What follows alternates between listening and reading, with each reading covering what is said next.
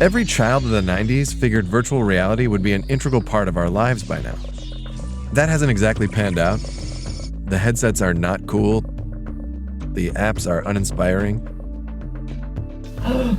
And sometimes you puke when you use it. Holy shit.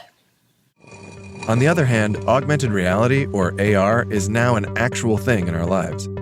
Not just because you've probably face swapped with your dad. How do you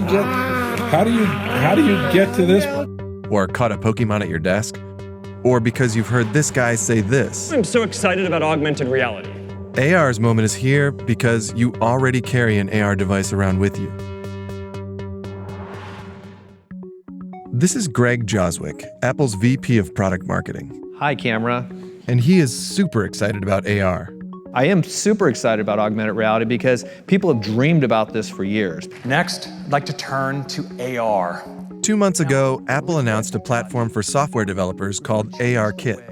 ARKit takes care of a lot of the nasty technical work involved in tracking 6 dimensions of your phone's motion in real time. It also automatically detects planes and adjusts for lighting. Within weeks of ARKit's arrival, the internet was flooded with splashy demos. Yeah, one of the things that's really difficult about augmented reality is it required, in the past, very specialized hardware. We're able to bring it to literally hundreds of millions of people with a software update. With existing iPhones and iPads, it puts us in an incredibly unique position. Of course, this is exciting for Apple. Okay, you're in marketing, right? And so why should we trust you? The good thing about this is you don't have to just trust me. Do a search on the web right now. See the amazing amount of things that developers are creating with the betas they have of iOS 11. So we did, and we found this guy. I'm the founder of 6D.ai, where we develop AR apps, and a partner at Superventures, where we invest in AR startups. This is Matt, and he doesn't work for Apple. No, I don't work for Apple. And he's still excited. Oh yeah, I'm still excited. It's a big deal for the industry, for anyone who wants to develop an AR app. Basically, if you have an iPhone or iPad, which a lot of people do, as soon as you update in September, you'll become an augmented reality user. I think what we're going to see with the first apps that get launched in the App Store are largely novelties. Remember the flashlight app? In 2008, it was the most downloaded utility app. A few years later, and Apple built it right into the phone. You can imagine something similar happening with this AR tape measure app, which drops in September when iOS 11 launches. It's easier for Apple because they can control the sensors. For other phones like Android, Google would have to work with each individual Android manufacturer to try and calibrate the Google version of this software.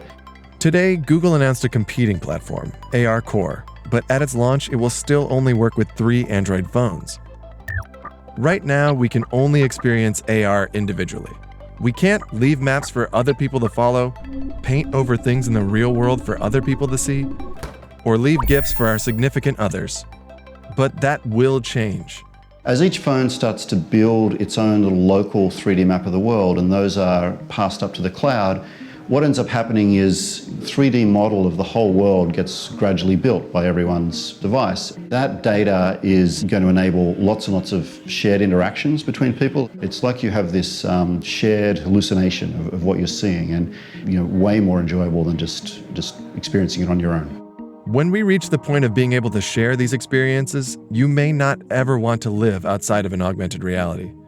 How long before I can leave my wife virtual flowers on the counter? You'll actually be able to do some really romantic things for her as soon as iOS 11 ships.